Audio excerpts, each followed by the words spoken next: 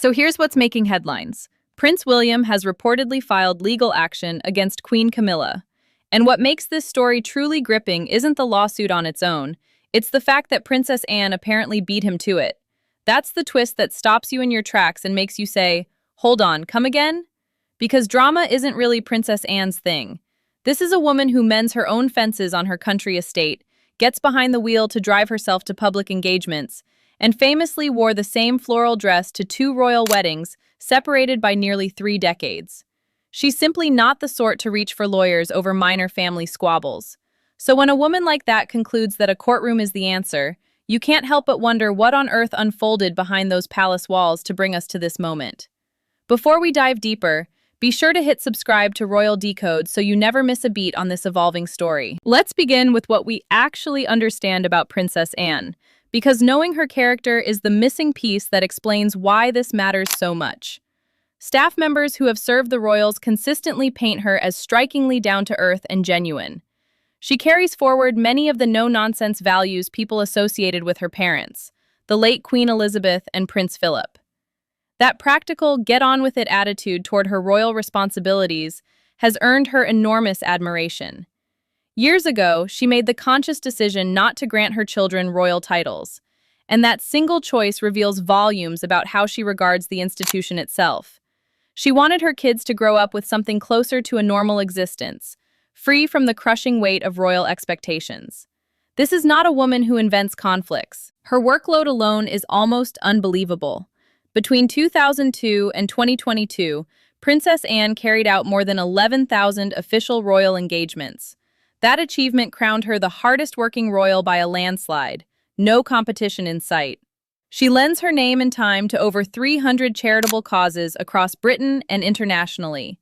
She even founded her own charitable venture, originally called the Princess Royal Trust for Carers, which evolved into what we now know as the Carers Trust. She's the type who turns up, gets the job done, and doesn't grumble about it. And the British public adores her precisely for that reason. She's also not one to worry about ticking every royal box. She does her own makeup, she styles her own hair, she drives herself to appointments. She once waited her turn in line for a toilet at her daughter's equestrian event, just like any other parent. There's no act, no manufactured relatability. She simply is that person. So when word breaks that Princess Anne has reportedly launched formal legal proceedings against Queen Camilla, the ripple effect through the royal family and across British society is enormous. This isn't some tabloid whisper about a tense moment at Christmas dinner. Legal disputes between senior royals filed in actual courts are almost entirely unheard of in modern Britain. The royal family's whole playbook for handling internal disagreements has always been to settle them quietly, out of sight, using carefully worded statements and strategic silence. A lawsuit shatters that tradition completely.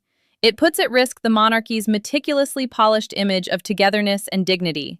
And knowing it's Princess Anne, of all people, spearheading this, leaves everyone asking what deep-rooted problem could possibly have pushed her to such a drastic move. Now let's turn to Camilla's side, because honestly, her road to becoming queen might be one of the most tangled sagas in recent royal memory. Her connection with King Charles started back in 1970 with a casual, cheeky comment about their shared history. She joked that her great-grandmother had once been romantically linked with his great-great-grandfather, with no idea at all that their own story would end up echoing that same pattern. People close to Camilla insist she never fantasized about a crown.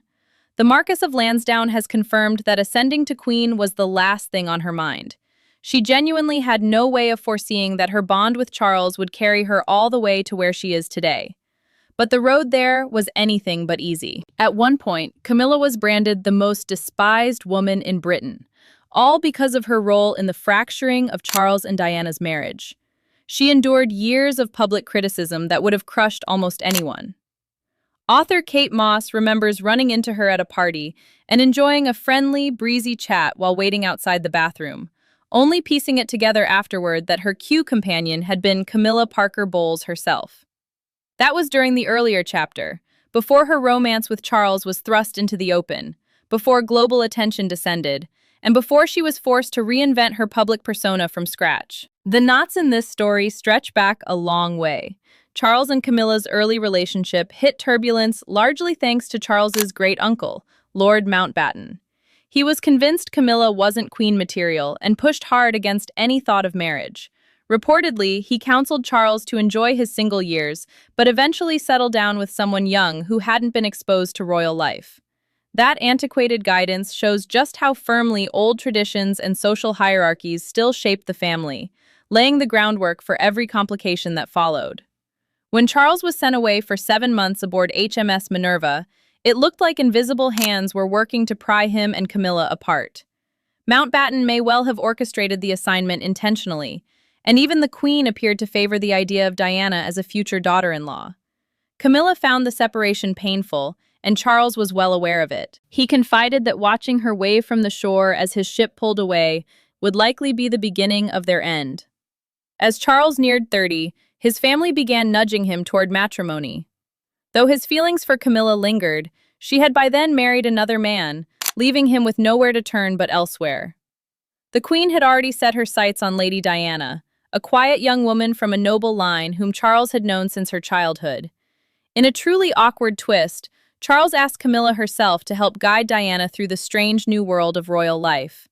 That single decision alone reveals just how tangled the situation had already become. The cracks in Charles and Diana's marriage appeared quickly. Whatever chemistry they'd had turned into resentment and irritation. Charles found genuine joy in fatherhood with William and Harry, but by 1992, the situation had deteriorated so badly that the Prime Minister was forced to announce their separation before Parliament. Private heartbreak became a very public spectacle. Then, in 1993, the scandal detonated. Newspapers published intimate phone calls between Charles and Camilla, exposing just how deeply they still loved each other. Those recordings, splashed across headlines around the world, revealed both the strength of their attachment and the unhappiness inside their respective marriages. The leak humiliated everyone connected to it, but especially Camilla, who up until then had largely managed to stay in the shadows. Diana finally reached her breaking point at a birthday gathering in 1989. She approached Camilla and told her plainly that she knew exactly what was going on between her and Charles. Later came her now legendary sit-down with Martin Bashir, where she famously told the world there had been 3 people in her marriage. From that broadcast onward, public sentiment turned savagely against Camilla. She was labeled the Rottweiler and blamed outright for destroying the fairy tale. Camilla realized her reputation needed serious rebuilding, and part of that meant winning acceptance from other senior royals, Princess Anne included. But that was never going to be simple. Anne had never particularly warmed to any of Charles's romantic partners, and with Camilla, the history between them made things especially tricky. Here's where the story gets genuinely naughty. Camilla and Anne's lives had actually intersected years earlier through Camilla's then-boyfriend, Andrew Parker Bowles, during the 1960s. Camilla had already caused a stir by breaking tradition and wearing black to her debutante ball while everyone else stuck to white. That was where she first crossed paths with Andrew, an officer in the Royal Horse Guards who played polo alongside Prince Charles. Camilla and Andrew were an item for 6 years, though hardly a smooth one, since Andrew's wandering eye caused constant problems. During that stretch, Camilla struck up her friendship with Charles. Things grew even more tangled when Andrew began courting Princess Anne. From the outside, they looked like a beautifully matched pair, but a serious obstacle stood in the way. Andrew was Catholic, and at the time royals were barred from marrying Catholics under a law dating back to 1701. Since Anne stood fourth in line to the throne, any real future with him was legally out of reach. And then the rumors started swirling that Charles and Camilla's romance may have ignited while Camilla was still tangled up with Anne's ex, Andrew Parker Bowles, adding yet another twisted thread to an already knotted royal tapestry. Gossip claimed Camilla turned to Charles as a form of revenge against Andrew for his fling with Princess Anne. Whether or not there's truth in that, it's a tale where affection, obligation, and royal expectations smash into one another, feeding decades of drama and simmering resentment. That messy backstory helps explain why the connection between Anne and Camilla has stayed so strained. Anne's coolness toward Camilla runs deeper than sisterly protection of her brother. For years, she publicly resisted the idea of Camilla ever becoming queen consort, which suggests old wounds or private grievances the rest of us have never been let in on. The friction between these two fiercely independent women demonstrates how tangled family bonds can grow inside the royal family, particularly when personal history and future titles begin to collide. Anne's opposition to Camilla's ascent wasn't purely about tradition. It hinted at unresolved matters buried within the family, whether tied to loyalty to the late queen or to something far more personal. Her resistance made Camilla's climb toward acceptance considerably steeper. And yet, as the years passed, things did seem to soften. Anne and Andrew have remained close friends across the decades. Royal writer Tom Quinn suggests Anne likely realized they made better companions than partners in love. Their tight bond did stir up trouble during Anne's first marriage to Mark Phillips.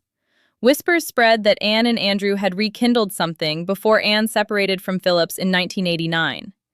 But despite that turbulent history, Anne and Camilla managed to build a warmer connection over time. They even reached the point where they could laugh together about television dramas that painted them as romantic rivals. They cooperated at official functions, including a recent Buckingham Palace reception they co-hosted honoring charitable organizations. Anne wore a white outfit reminiscent of the simple dress she'd chosen for her 1992 wedding to Tim Lawrence, keeping things characteristically understated. At that same palace event, Anne paired her look with her seahorse brooch and navy accents, while Camilla chose a blue dress with a piece of vintage jewelry from the 1930s. Other royals attended, including the Duke and Duchess of Gloucester, alongside celebrity guests like actress Ruth Wilson. Everything between Anne and Camilla appeared perfectly cordial, which is exactly why the news of legal action has left everyone reeling. After so many years of quiet friction thawing into what looked like genuine friendship, something must have cracked to push Anne toward such a dramatic step. It's a reminder that even when the surface is smooth, buried grievances can force their way back up. The dynamic between the two women was on full display at a University of London ceremony, where 77-year-old Camilla arrived to accept an honorary degree presented by Anne herself. Awkwardness struck immediately at the doorway. Camilla attempted to defer to Anne and let her enter first, respecting royal protocol. But Anne, smiling politely, waved Camilla ahead, even though it's understood that a queen outranks a princess. The ceremony was significant in its own right. Camilla joined a distinguished list of honorary degree holders, a group that includes Winston Churchill and Dame Judi Dench. Sir Mark Lowcock praised her efforts to promote literacy, highlighting the way she has devoted herself to public service since marrying Charles. Princess Anne, in her own remarks, called Camilla modern, noting that Charles shared the same forward-looking spirit. And still, despite all those gracious words, there was something unmistakably strained just beneath the pleasantries. Having your sister-in-law hand you an honorary degree is uncomfortable enough. Add in the fact that same sister-in-law is preparing legal action against you, and it becomes almost surreal. The event was a study in royal duty, keeping the smile fixed no matter what churns underneath. The words are perfect. The body language tells the real story. And that gulf between public performance and private truth is precisely what makes this lawsuit so telling. Whatever was being papered over in public has clearly reached the point where quiet resolution is no longer possible. Prince William's involvement adds another dimension entirely. Prince Harry has publicly aired his own views about Queen Camilla, calling her dangerous and hinting that her ambitions ran far deeper than most people assumed. In Harry's account, she carefully engineered her way into the royal fold, making calculated moves, building alliances, and reshaping her image to eventually claim the crown. Queen Elizabeth, however, seemed to see a different woman altogether, admiring Camilla's commitment to serious causes like combating violence against women.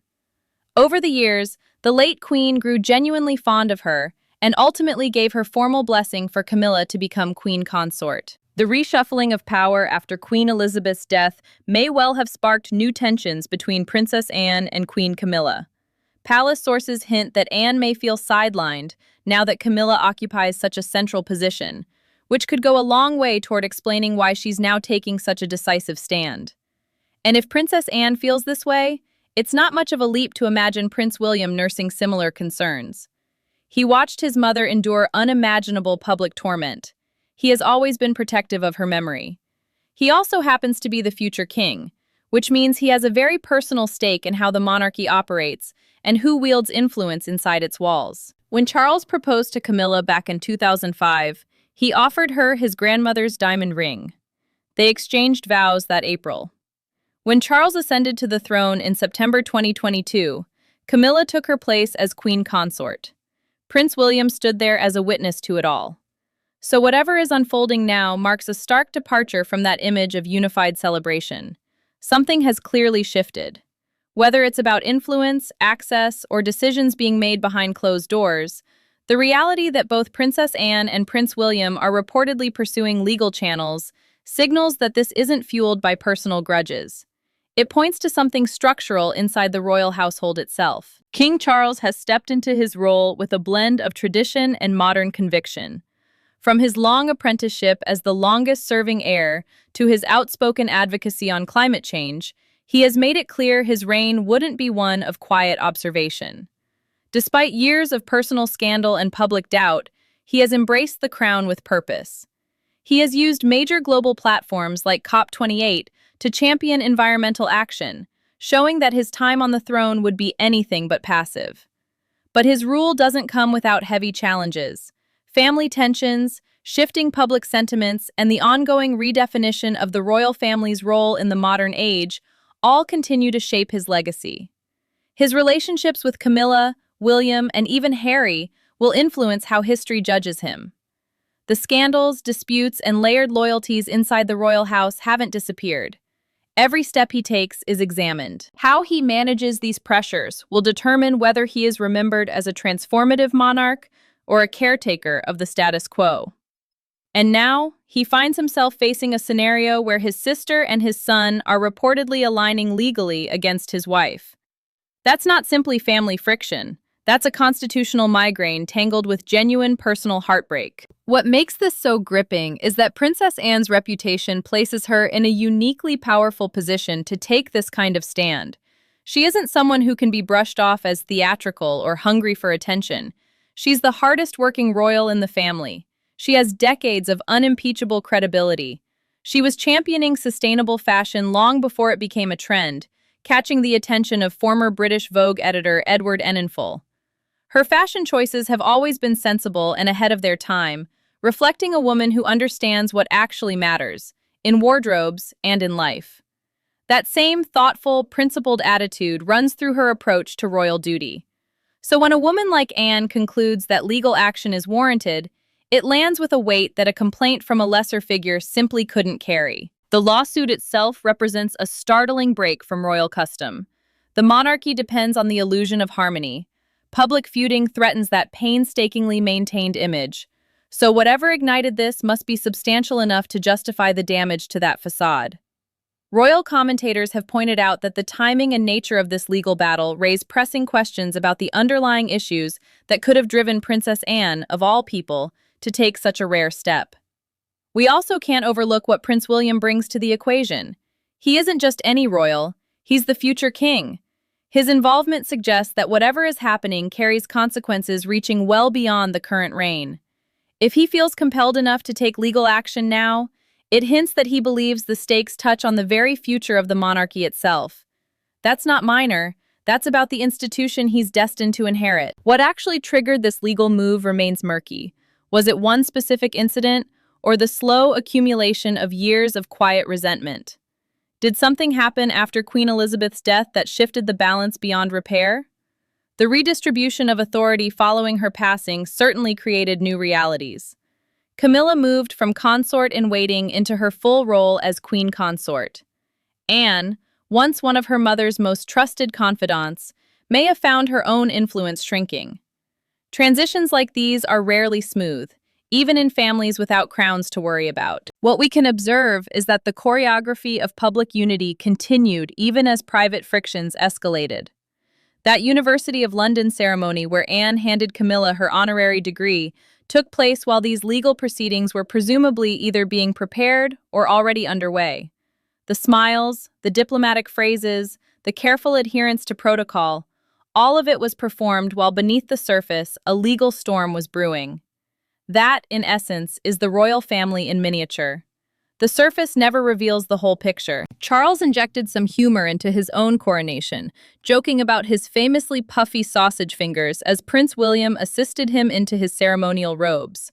But behind the light-hearted moment, Princess Anne understood the enormous weight her brother was carrying, aware just how demanding it was for him to finally take on this long-awaited role. Crowned later in life than any monarch before him, Charles wasted no time in trying to leave his mark. But now he confronts a challenge no amount of climate diplomacy can diffuse. His sister and his son are reportedly united against his wife.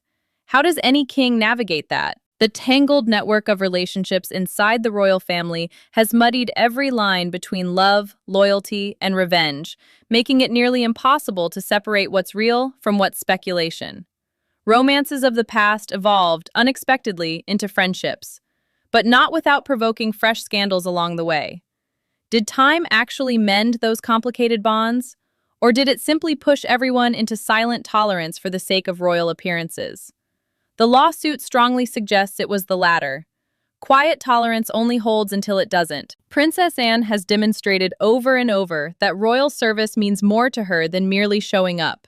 She took a full decade before she felt ready to participate in Save the Children's public debates.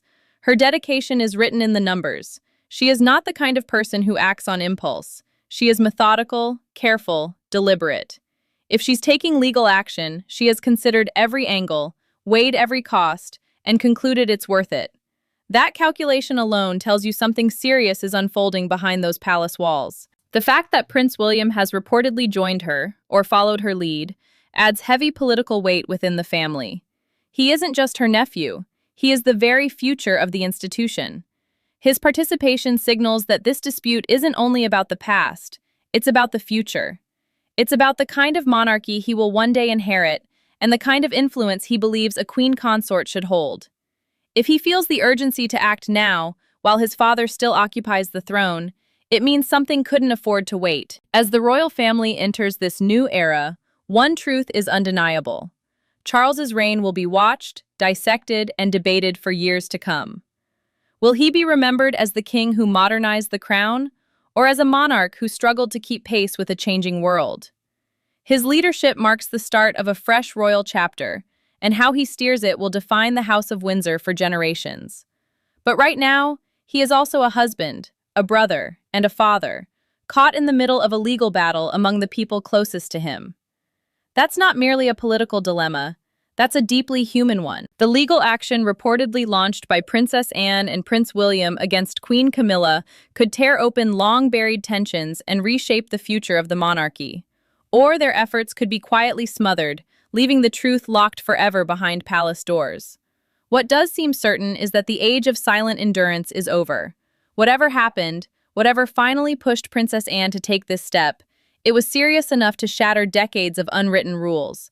And when the hardest-working, least dramatic figure in the royal family decides the time has come for legal action, the rest of us would be wise to pay attention.